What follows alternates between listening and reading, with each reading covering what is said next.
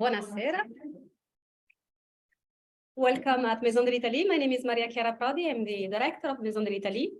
I hope every one of you already know everything about Cité Universitaire. If not, I won't start now telling the story that is about a century long, but the key point is that we have the perfect place to hold this conference. So this is the, the sum up of all this, because we are a campus where young people like you stays from 1 to 2 years, in some exceptions, 3 years, to share some months of intense studying in the universities of the Paris and in the France, but also experience life in common in all these residences and programming things together, parties, but not only parties. So a discussion about geopolitics is, something really important for every one of us and of you. And I'm really happy that Professor Manu Graziano proposed me this moment with conference. So I won't speak longer, but I hope you can enjoy this moment here, and you can add your email address to a piece of paper that I'll put in at the end of the room, because we are organizing a lot of activities, and you're all, of course, welcome on all of these activities. And I hope that is the first of a long series of meetings, because your point of view is really needed. And here what we try to do is that every young person that arrives here at Cité Universitaire know his place in a world that is changing, and try to do his best to change the world in a direction that is suitable and desirable. So that's why we are here, and I hope you will enjoy.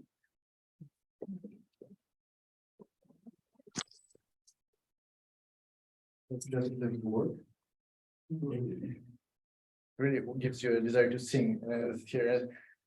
Hi, my name is Igor Liss, and I'm a co-founder of a French company called Gambit, which is a government advisory company. And I'm here because I have been had an enormous honor to study under Professor Graziano and helped him co-found the Spykman Center. And I'm here to introduce a bit the 3 elements on which today's discussion will be based. First, I will tell you why it is important to have organizations like Spykman Center exist. Second, I will quickly tell you why geopolitics is important, even if you don't care about it. And third, I will tell you why this specific subject is probably more important than it sounds. As a French European with both Russian and American background, believe me, geopolitics, I sort of inherited it. So first of all, I think as we are here in Cité Universitaire, everybody agrees that knowledge is power one way or another. And I also believe that knowledge is an affair of everybody. It's everybody's business. Our company works with governments all across the world, from Middle East, Europe, North America, Latin America, Southeast Asia. And we know how important knowledge is for decision makers and policymakers for a simple reason. Everyone, every single person, whatever the age, whatever sex, whatever political views, can have their falling apple moment. Every thought at any moment can transform into an amazing discovery that will help thousands, millions, billions of people. But it's like with a lottery. If you want to win, you have to play. So if you want to have your falling apple moment for your thought, you have to produce thoughts. And the only way to produce thoughts is by learning, by looking at the world and trying to understand what's going on. What does this mean? So with every new moment, you increase the probability that your mental functioning produces something important for everybody. And this is true for any person, any social, financial, religious position in the world. It is specifically true for students, because they are students and they are specifically working on a pursuit of knowledge. Spykman Center, which is Professor Graziano's very, very smart idea. And this is why I liked it from the first day we discussed it in La Sorbonne, when I was taking his course, is the idea that you can combine the experience and methodology of experienced professionals with this constant pursuit of new knowledge and new ideas by students. And I think it's extremely impressive. It's very reassuring for a lot of people, at least for those who are involved in Spykman Center from the first day, to see that this really works. It's a very young organization, not even 1 year old. And it has already been very active in producing this knowledge, in getting these brilliant ideas, publishing articles, and hopefully increasing the probability that some of the people, including you here, who participate in Spykman events, who participate in Spykman Center activities, will have their magical moment of discovering of a great theory. And regarding the geopolitics of shifting power, it is, you might say, well, it's just a meeting in a Maison d'Italie here in Paris, very nice, but what does it mean? Like, we're not to the G20 or G7 meeting, not in Davos. What's the point? Well, the point is exactly that. We are all citizens. We never know at what point our knowledge about the world will be important. And the knowledge about the shifting, the shift of power is probably one of the most important knowledges there is today regarding the world, the world architecture. And I really hope that after the great discussion that we will be assisting here, all of you will come home with some thoughts, and maybe some of these thoughts will be brilliant thoughts, and maybe some of these brilliant thoughts will maybe change the world. That's the network world we're living in. I think I really honestly believe, with all my experience and my knowledge, that there is no small thought, there is no small deed, and there is no small knowledge. Everything is important. Thank you very much. This is why this discussion is very important today. Thank you.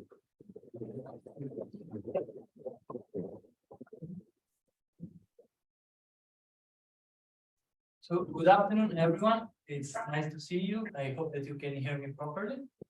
So today I was asked to prepare some thoughts on the American position on the war in Ukraine. That, as you can understand, is not easy to say the least.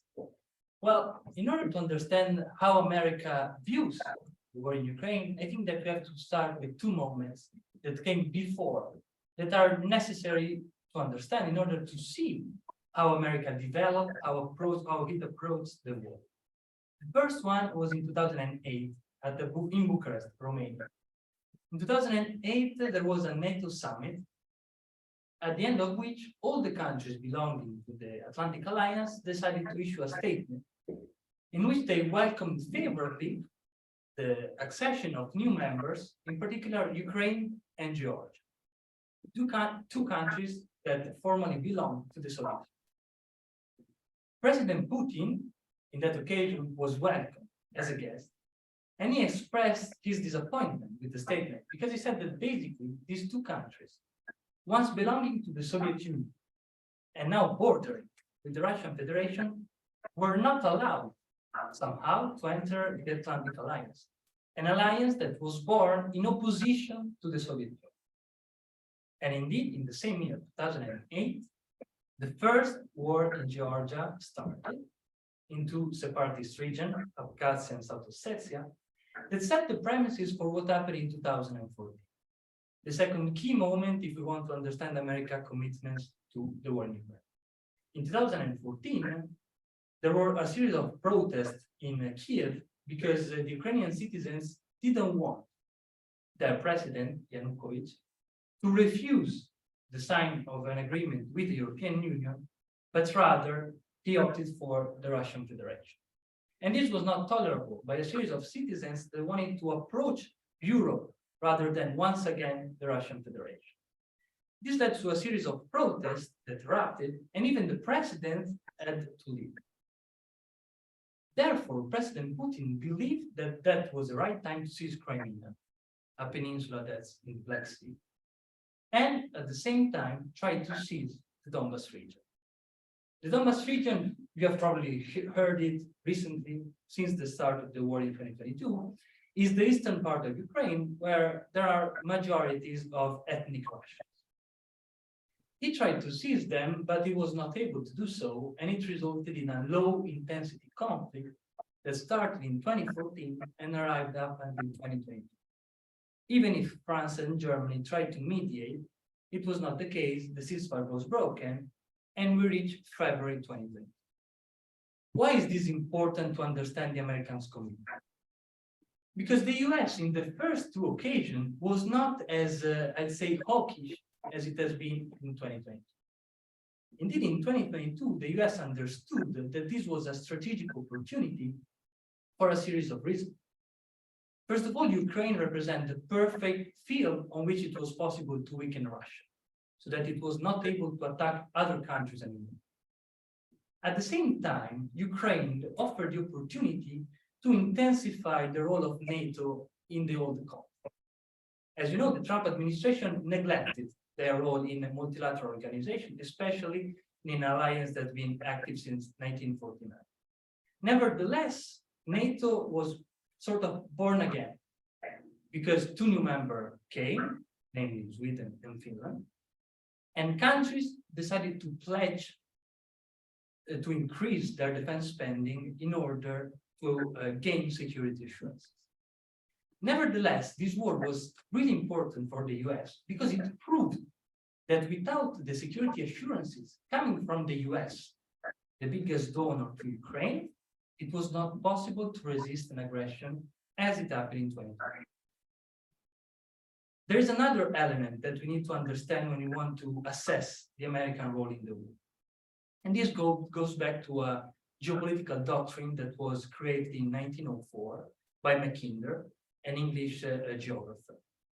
He believed that those countries that were able to control the heartland, meaning a region that spans throughout Russia, that is full of fields that are dedicated to agriculture and raw materials, was able to control the walled islands that are a series of territories surrounding Russia, and from there being able to become the world's agent. Nevertheless, a country such as Russia, that is full of this raw material that I was mentioning, needs a country that has the industrial capabilities to build a power that can threaten the hegemony of that period. And since World War II, the US tried to prevent this union that has been envisioned with Germany first and with Japan second. So this occasion represented an opportunity to further shred the relations that in this case Germany and Russia had, because Germany was living out of its economic development through cheap raw materials coming from Russia and symbolized by the pipelines that were going from Russia to Germany. And right now, this is not the case anymore. Nevertheless, I think that there are two important considerations that we have to do when we assess the American position. And these are going to be my final thoughts on the situation. First of all, in the short and medium term, this war represents a strategic opportunity. Because as I said, NATO was strengthened. The US were able to obtain the increase in the defense spending that have been asked to the allies since 1959. And it was possible to also reaffirm the economic bond that was, in a way, connecting Europe to the US. Nevertheless, we cannot overlook the long-term implications of the war, especially for what concerns China. Right now, the region that is most important for the US is the Indo-Pacific. Europe has become a secondary tier. Therefore, the resources that were diverted from the Indo-Pacific in order to defend Ukraine can be in the long term a strategic mistake because they were not able to commit as they should in the Indo-Pacific.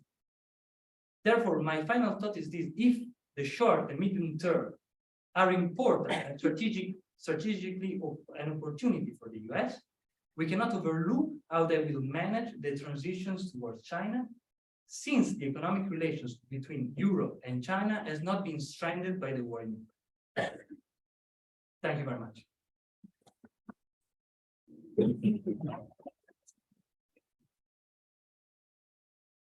All right. Thank you, Filippo, for your wonderful remarks. So now that we have heard a European talk about the US, we are going to hear an American, me, talking about the European perspective. I'm going to caution my remarks will not be as beautiful as Filippo's. I am a former teacher of English to Japanese high school students, so I always love to take really complex and beautiful topics and put them in the simplest, plainest, most digestible terms possible. So bear with me, the style will be a bit different, but I hope that my remarks will also be useful for you all. So turning to the European perspective on the war, I want to think about really the main big concepts and big ideas that you can take away today. So starting with, of course, why did Russia begin this? Why did Russia engage in Ukraine? And we can see really two reasons for this. Russia, first of all, wanted to kind of regain its superpower status. It wanted to regain relevance and prove its strength and power. And second, that Russia was beginning to be concerned that it saw, of course, that Ukraine was starting to turn to the EU. It was starting to turn to NATO, getting interested in joining those alliances. And Russia saw, well, that'll bring the EU and NATO that much closer to my door, and I don't want that. And so what did Russia decide to do? It said, we have to stop Ukraine from doing this. And hence why the two main reasons why Russia kind of decided to engage in this war. As we know at this current moment, those goals have not, of course, been achieved. In fact, it's been the opposite. So first of all, in engaging in this war, Russia has exposed its own weaknesses. What was supposed to be a very short-term conquering of Ukraine by Russia has become a very long and embittered battle in which the two sides at times seem evenly matched and are kind of fighting over the same turf. So that has shown the world really that Russia was not necessarily the strong military power that we all have to fear. Additionally, as we've heard Filippo, as we're going to hear a lot about today, it reinvigorated NATO, which is exactly the opposite of what Russia wanted. And finally, this has brought the US more actively into Europe, more actively involved in kind of Russia's backyard. So looking at then the specific European actors involved here, first we have to look at Poland, which has been one of kind of, I suppose you could say, the heroes that has emerged from this war. First, in terms of being one of the top supporters of Ukraine. So when we look at military, financial, and humanitarian aid to Ukraine, Poland has been one of the top supporters, both in terms of just total amounts of aid to Ukraine, but also when we look at aid as a share of GDP, we see that the top countries have been Estonia, Latvia, Lithuania, Poland, and the US. So we have our Eastern European countries, Poland and the US being the top financial supporters of Ukraine. And then additionally, in terms of acceptance of Ukrainian refugees, Poland, both in terms of the complete number of refugees it has accepted and also in terms of refugees per capita, refugees per people already in Poland, it has accepted the most refugees. So financially, Poland has been a huge supporter of Ukraine. It's also been supporting Ukrainian people by accepting them into their, Polish people accepting Ukrainians into their homes, into their country to provide them a safe place to stay. And an additional point, of course, for Poland's involvement, why? One of them is definitely that Poland has been a staunch ally and supporter of the US and wants to keep a strong bond and be seen as valuable in the eyes of the US. And so Poland is essentially acting out a lot of what the US would like other European countries to be doing. We've seen repeated calls from the US government asking its European allies to be more involved, to contribute more to the war, because the US is contributing a lot and Poland is really following through on that. And with this increased attention on Central Europe and on Poland, we can perhaps expect Poland to be having a greater position of power, a greater position of importance in Europe. One of the kind of caveats to that is that if Poland is relying too much on the US to be that power behind the country, driving it to be, you know, one of the major powers within Europe, Poland should be a little bit cautious because Poland needs the US a lot more than the US needs Poland to support it. And so if Poland perhaps goes too far in becoming just a supporter of the US within Europe, it could find that when the US no longer needs its support, there will be a pullback from the US, and then Poland will be left without an important supporter in Europe.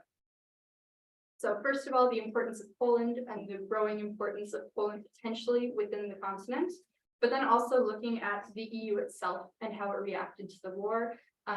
Immediately after Russia invaded Ukraine, we could see that the EU almost fell in line behind the US in terms of policy, in terms of how it reacted. And this unity between the EU and the US was crucial, especially at the beginning stages. We could see that in terms of sanctions. It was crucial to have unity between the US and the EU. We can see also with the recent oil price caps that were put in place at the end of last year, they've been effective because there has been involvement from both the EU and the US in these economic measures.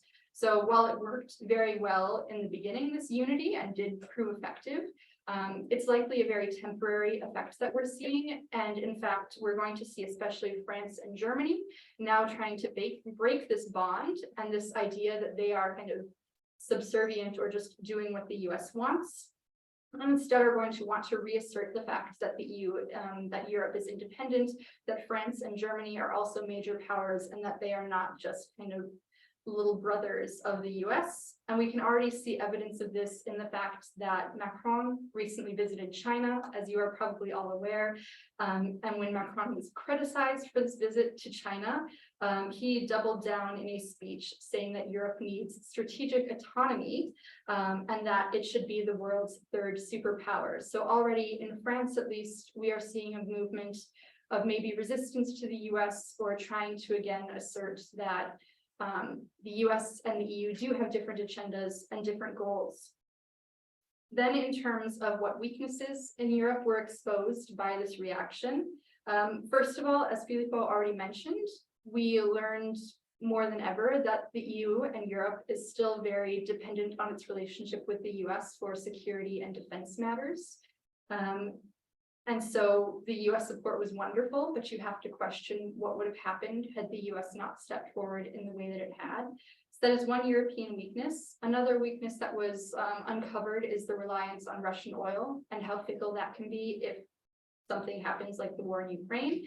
And that weakness, at least, is already being addressed. And then finally, we saw the lack of unity within the EU itself. And this is likely why, rather than seeing a strong EU front, we saw more of a US-led response because of the fact that while we tend to think of and speak of the EU as one entity, it is not. It is a collection of different countries who all have their own agenda, who all have their own, thoughts and ways of reacting to things. And so it is not going to be able to react with the unity or the strength necessarily of a country such as the US or China, which truly is one country. In terms of the impact on the EU, of course, the economic impact has been huge, especially the more dependent that a country was on Russian energy, the more heavily it has been impacted by the war. And this is an economic impact that will likely last into the future, and that we can see perhaps weakening the EU a little bit in terms of global superpowers and competition between global superpowers. Good news is that Ukraine and Moldova were accepted as candidates for entry into the EU, so we can see moves there to broaden entry into the EU. And finally, at the end, even if Europe can come out victorious from all of this, and if Europe is able to successfully disentangle itself from its strong reliance on the US in some areas, considering the ways that the war has weakened Europe as well and the weaknesses that it has exposed, we do have to question whether it will be strong enough to hold itself up in a global superpower competition between the US and China that is likely coming in the future. So can Europe be that third superpower that Macron wants it to be? Or will it bend in the face of a US-China competition? And then finally, to end on the note of NATO, that's going to be discussed a lot today, just to bring back the point that while NATO was essentially almost dying out, there were people questioning the importance of NATO. Major contributors were saying that it's no longer necessary in this world. The war in Ukraine really reinvigorated NATO and brought it back to relevance, and especially the fact that Finland has now joined NATO, that we have Sweden almost entirely in NATO, has again gone exactly against what Russia wanted with this effort. It has brought NATO even closer to its borders. and can be seen as another failure for Russia in this effort. So just in general, from the European perspective, we can see Russia has definitely had its weaknesses exposed through this war, and it has not gone the way that Russia wanted, but also Europe has been weakened by the war as well, and it's going to cause a lot of questioning within the continent about who are the major leaders when we have Poland potentially on the rise, and also can Europe assert itself as independent and equally strong to other global superpowers at the moment. So that's all for my comments, and I will pass it over to the main speaker, who you are all actually here to listen to. Thank you very much.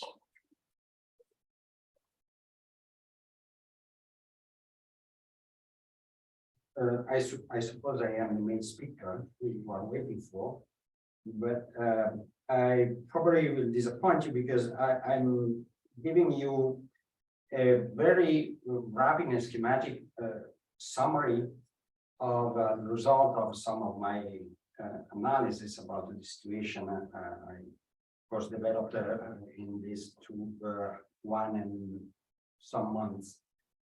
year and some months of war in Ukraine.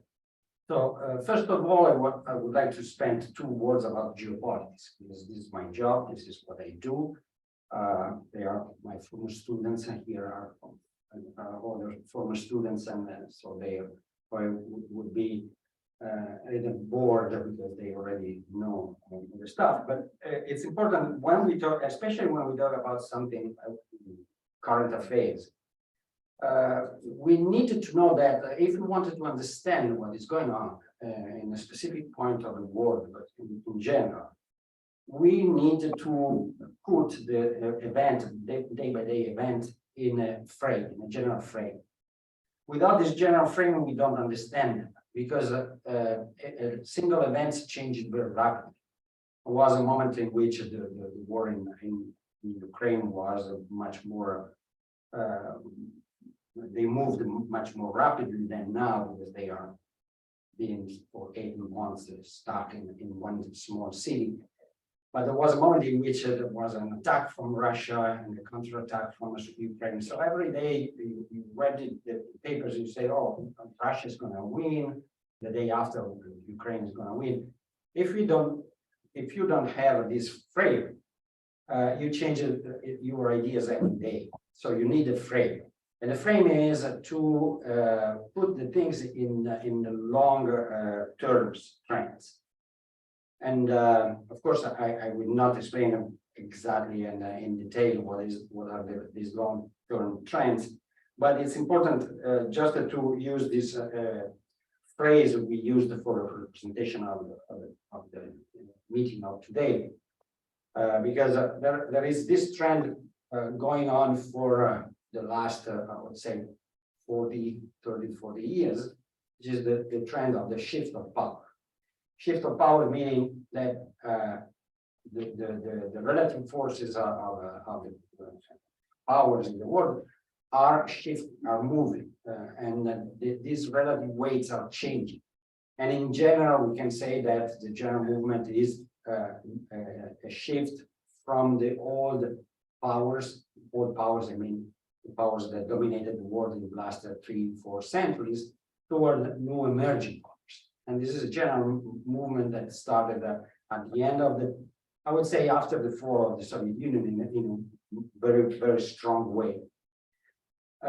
So this is the general frame, and we need to keep it in mind, because the war in Ukraine didn't change this long-term trend, but evidently it accelerated the shift.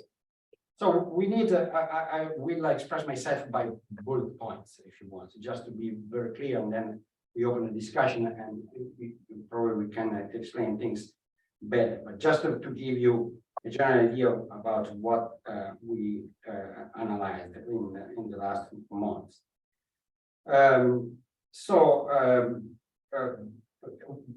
If we wanted to talk about the acceleration of the shift of power, we could summarize it in 4 main movements. The first is the temporary and partial recovery of the main declining power, which is the United States. In this shift, there are relative declines, and the main declining power is the United States, which is now recovering a little bit of its lost force in the last decades. Of course, this trend can be changed and even reversed. It depends how the leaders of the United States act. But I go back to this point. Second, the movement. We can say that there are several gains for China. There are also some drawbacks for China and some risks. Third movement is a clear-cut division of Europe. Catherine already said something. I think in general, I checked what she wanted to say. In general speaking, she's much more optimistic than me about Europe. So we will say probably it can nourish the discussion. In any case, I think that there is a clear drawback for Europe as a political project, and in part for the reason you already explained. And the fourth point, a neat, very clear, neat defeat for Russia. So I try to explain a little bit in detail, but again, by bullet points, these four movements. Temporary and partial recovery for the United States. Many things are already being said, of course, so I just repeat. So when you repeat things, it's easier to enter your head. Why the United States is in better position than it was before the 24th of February last year? Because Europe, one conquest for the United States is the division of Europe. It's a long-term objective for the United States. Goal, always been a goal. Why? Very simply because Europe, United Europe, could be a competitor for the United States. So they don't want, of course, to have more competitors. So it's a good thing that Europe is divided. First of all, because this war broke the energetic links between Russia and Germany. I just would like to remind you that when Germany started having this contact with the Soviet Union in the 60s and the 70s, with the idea of creating these pipelines for energy to Europe, the United States at that time was a different administration, but I remember Ronald Reagan in the 80s put some sanctions against Germany for that. So they, for them, this idea of the energetic link between Germany and Russia, Europe more in general, because the gas which arrived in Germany went to other countries, not just in Germany, Italy, by the way. It's kind of nightmare for the United States for the reason Filippo explained. You need to go back a bigger frame, which is the Mackinder theory of the hub. Second point, of course, already been said, but the strengthening of NATO is a very important point because NATO means the United States, of course, and this is why Macron hoped that NATO was brain dead, because everybody knows that NATO means the United States. Then another point that Catherine already said, this division, that this war reinforced what I could call a quasi-protectorate of the United States over what they call the new Europe, the central and eastern part of Europe, with the exception of Ukraine. Fourth point, it isolated France, which is always good news for the Americans, and vice versa. When America is in trouble, it's good news for French. So it's reciprocal. And last but not least, it weakened Russia, as Catherine said. Why these gains are just partial? Because on the other hand, there is not just in politics and in life more in general, there are not just one movement going in one direction. There are movements that cross each other, they crash against each other, counter movements and so on. One of the counter movements here is the fact that China was strengthened by this war. So for the United States, it's not a good thing. The other point is that now it's impossible to use Russia against China. That was something that Americans were discussing before the beginning of the war. To divide, to put a wreck between China and Russia. And of course, in this case, the United States would go with Russia because Russia is much weaker than China. Russia is not a danger, is not a threat for the United States under any point of view. So they would have used Russia against China, and of course, today this is impossible. The third reason why it's just a partial gain is the fact that they are talking more and more about the possibility of creating kind of anti-West front. I don't like when cardinal points are used in politics, West, South, North, up and down. But in any case, this is the language used, so we can understand each other. And this is especially the language that Putin is using in his propaganda. It's always against the West. The West is the devil for him, and West, of course, it doesn't mean anything because in the West we have France and we have the United States, and I just said that they don't like each other, so they don't have the same interest. So in any case, that's an hypothesis that is discussed more and more about the possibility of creating the anti-West, meaning anti-United States front. And it's the same thing because the West is divided, but the anti-West is divided as well. So this is, I think, much more wishful thinking, especially when they started talking about the de-dollarization. Probably you heard about that. They are discussing about to create a new currency to exchange trade in the war, made investment in the war. I am here the older person in the room, so I can talk by experience. And I have heard about this stuff of creating a new currency just to prevent the United States of dominating the finance and the trade in the world since at least since the end of the 1990s, when there was a crisis in Asia, and Japan tried to start something like that, and Japan was immediately stopped by the United States. Why it can backfire? As I said, the United States is not very good in making foreign affairs. I mean, that's the problem of the superpowers. They are so strong that they don't care about thinking. They just act.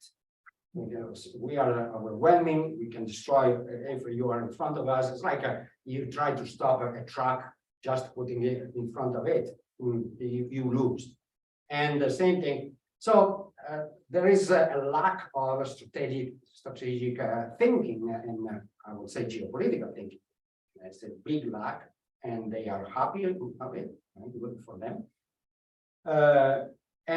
So what the possible mistakes they can do is to be too pushy with friends, so-called friends. When I say friends in politics, they're always so-called friends. Like, for example, Germany, France, Japan, and other countries, to push them to what they say decoupling from China. Decoupling means to abandon economic relations with China, little by little, not completely, but little bit. This is another wishful thinking, but in any case, Americans are pushing very much on it.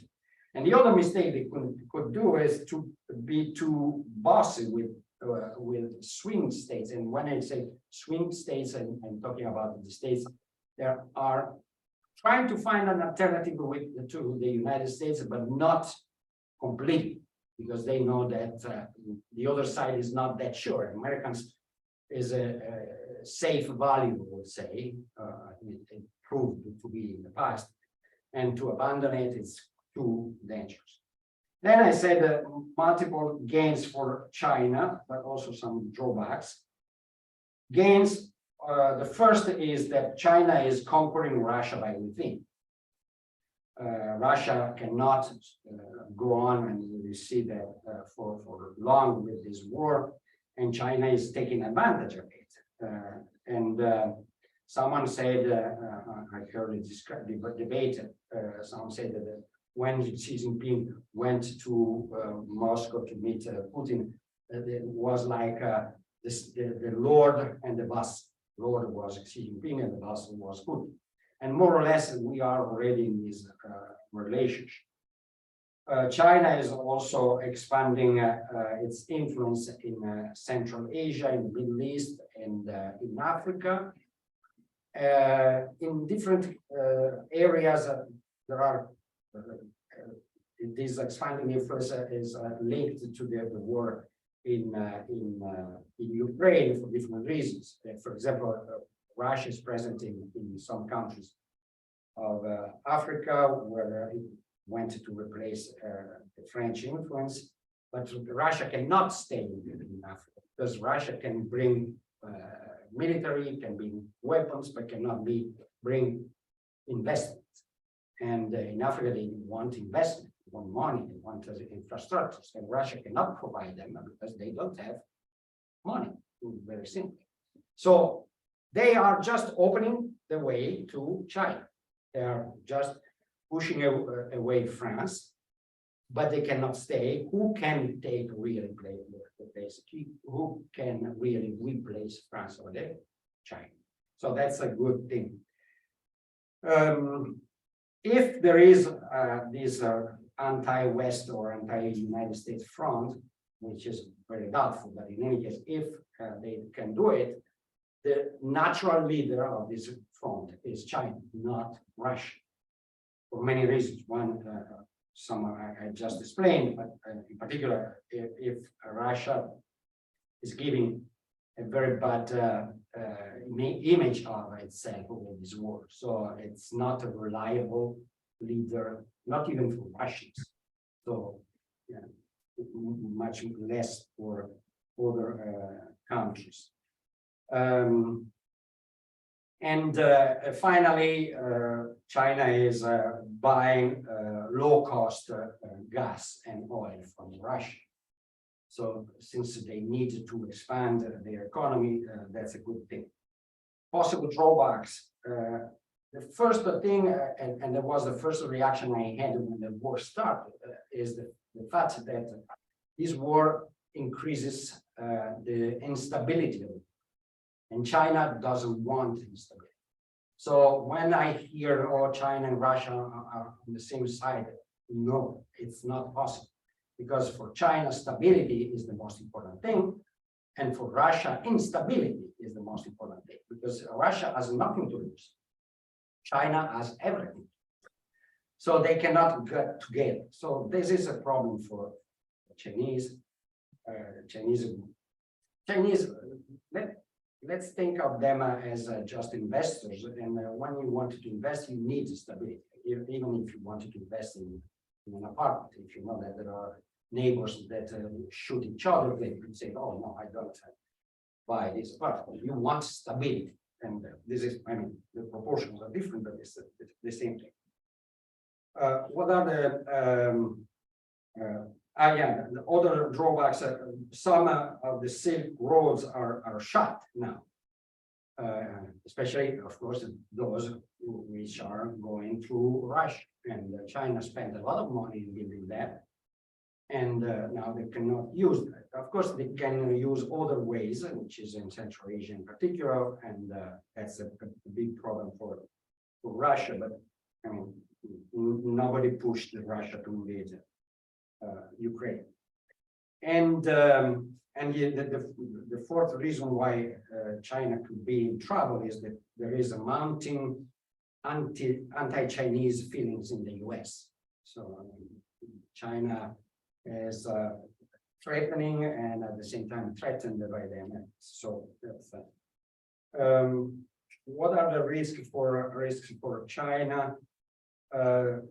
too strict links with Moscow can have a negative impact in some swing states, because they see what Russia is, and if China is too close to Russia, they could make this comparison, say that they are same thing. Some of the foreign investments are at risk for China, and if China wants to become the leader of the non-West, as they call it, it needs to be much more lenient with the credit they sent, the investment they sent, the debt they created, because they needed to be credible, so they can lose a lot of money. And of course, last but of course not least, the Taiwan issue can very much backfire. I wouldn't say much more about Europe, because Catherine was perfect on it. So these weaknesses exposed. I said that just compared to what she said, I'm a little more pessimistic about what Europe can do as a Europe, because of course we already knew that Europe as such doesn't exist. We have 27 countries with 27 foreign policies, but until up until February 14, the 24th last year, this fiction could have worked. Today is no longer the case. It's very clear that we have two different Europe, at least more than two, but at least two of them. And it's very difficult to build a strategy implying all these countries. Then there is another problem, is the fact that I mean, this we can discuss forever about the interview that Macron gave last week, more than 2 weeks ago. But this idea of strategic autonomy, it's based on the clay feet, because what does it mean? Who is the main actor of this autonomy? I understand, and I always understood since I started understanding a little bit about politics, that for France, the European Union is the continuation of France with all means. So this is pretty clear for them. So when they say European Union, they say France. They think France. They cannot say France, but they think. So they say strategic autonomy is for us. But France cannot be autonomous in any way without the rest of Europe. So they should try to convince Germany and other countries of Europe to adapt and adopt the French interest, which is a little tricky.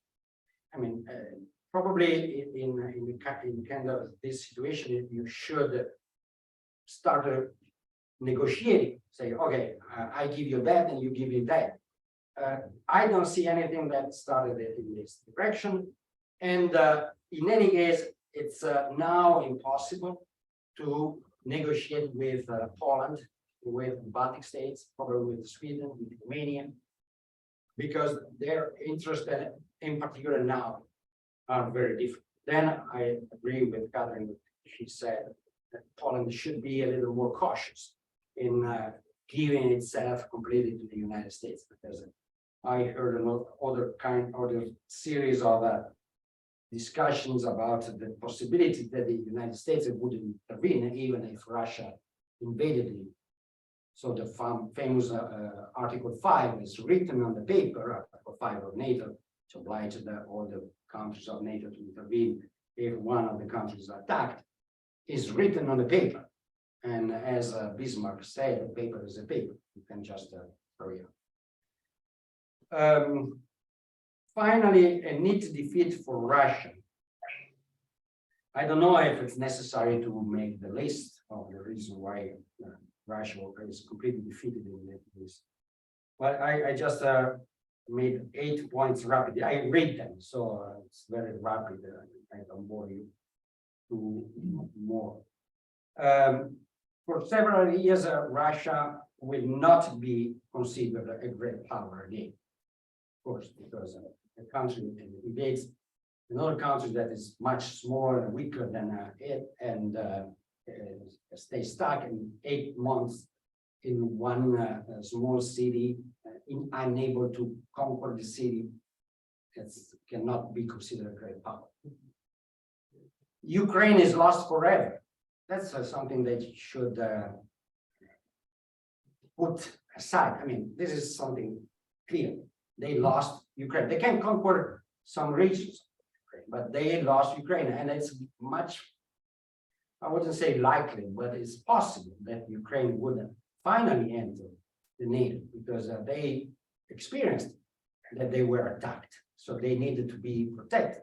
So Russia worsened, in any case, its position, and it worsened its position also because just a few days before the beginning of the invasion, Russia asked NATO to dismantle some of the military equipment in its former satellite states in Eastern Europe.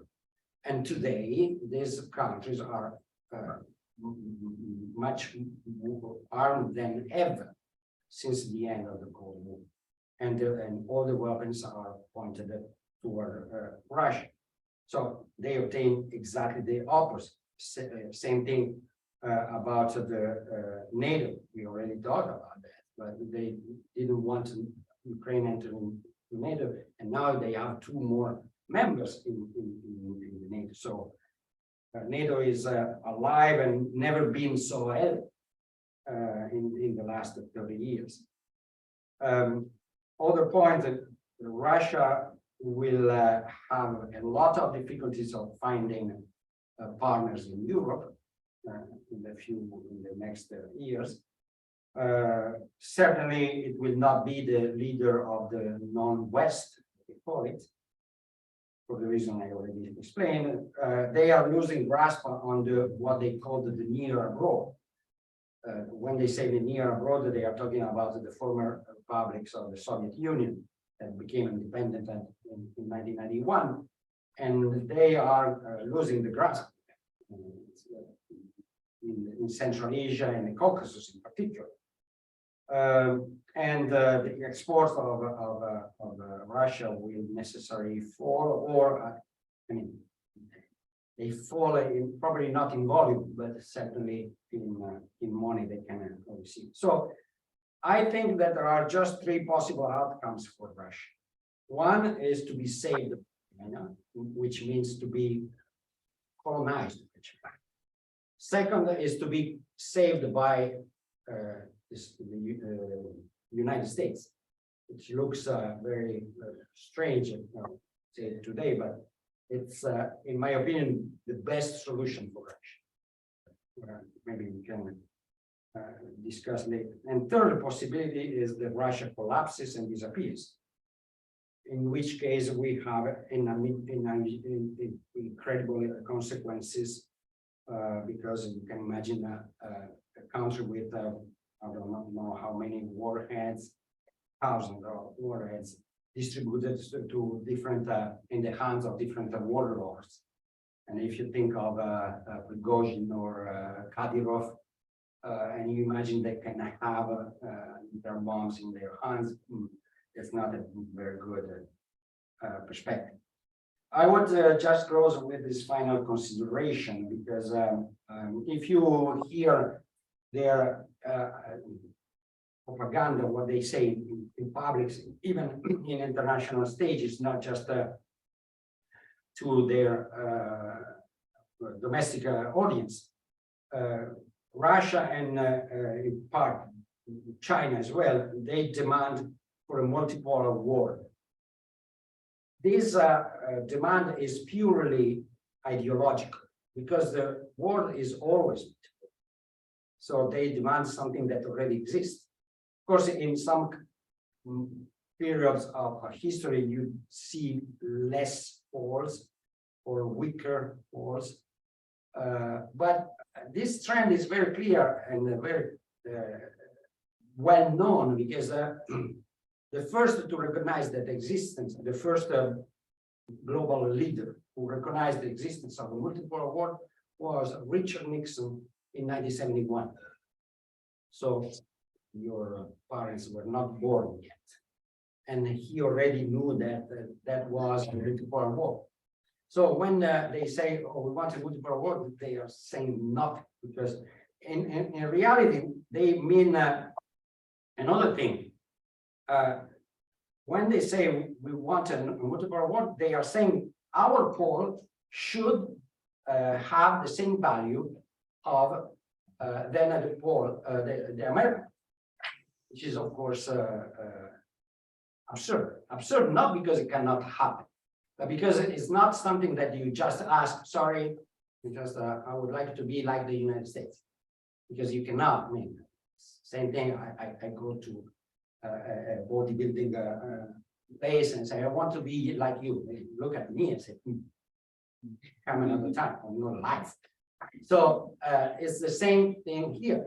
They cannot just be the equal of the United States, because in any case, we needed to keep in mind, coming back to the frame and the long trend terms, for the United States, it took more than 150 years and 2 world wars to become the hegemonic power in the world. It was not just at the very beginning that Jefferson or Hamilton said, oh, we wanted to be like the United Kingdom.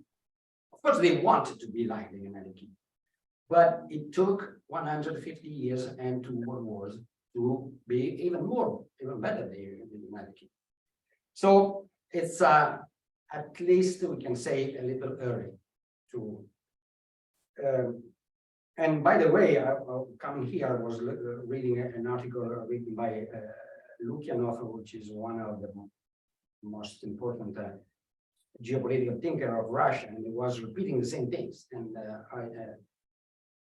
I was saying in the United States, they don't have geopolitical thinking. I always thought that in Russia, they had a very good geopolitical school. I have to rethink, because it's, in any case, China is often presented like the next superpower, next hegemonic power. I think that China is still very far away. Because China can be close to the United States in terms of the nominal GDP, in terms of industrial production for sure, even more than the United States. But it is very late as to catch up on monetary power. The yuan is not very much used. 2 years ago, international transaction, the Canadian dollar was much more used than the yuan. So just to give you an idea. And Canada is not saying it wants to be the next superpower. I'm not saying that. They lack freedom of research and initiative, which was probably the big asset of the United States with immigration. Now they are trying to close immigration, so you're lost. They lack a rule of law and legal predictability. So it means that if you wanted to invest in China, you will never know, because you don't have a very clear frame. They are lagging very behind in terms of soft power. They don't attract very much. They have a very reduced global projection, even in military terms, and perhaps they can have huge problems in terms of internal cohesion. Some of these goals they have to reach are contradictory, because some people think that freedom of expression, research, initiative could bring the break of China. So the 2 things could be alternative. And finally, Russia will never become a pole like the US. Even at the time of the Cold War, this idea that the Soviet Union and the United States were on the same plan was a fiction, and it was a fiction that worked because of both the United States and the Soviet Union were supporting this thesis. As I said, I tried to do a very short summary. I'm sorry because it was not very short today. Now I think we can open the discussion here. And what the purpose of this meeting was to have a discussion.